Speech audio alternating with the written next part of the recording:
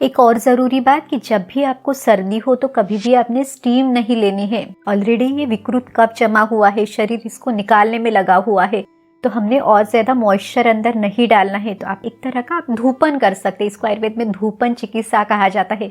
तो एकदम सिंपल हल्दी और अजवाइन का धुआं आप ले सकते हैं। इसके लिए आपने तवा गरम करना है, उसके ऊपर आप जो अजवाइन है पहले अजवाइन डालें, अजवाइन का धुआं आने दें, गैस बंद करें, उसके बाद आपने हल्दी का पाउडर इसमें डालना है और उस धुएं को आपने सूंघना है। इसके साथ और भी कुछ इंग्रेडिएंट्स आप मिक्स कर सकते हैं, जैसे आपको अगर नीम के पत्ते मिल जाते से सुखाए हुए तो वो आप डाल सकते हैं, या फिर थोड़ा सा सौंठ का पाउडर भी आप इसमें ऐड करके उसका भी धुआं ले सकते हैं। इसे आयुर्वेद में जंतुघ्न कहा हुआ है, यानी इन्फेक्शन से आपका बचाव करता है।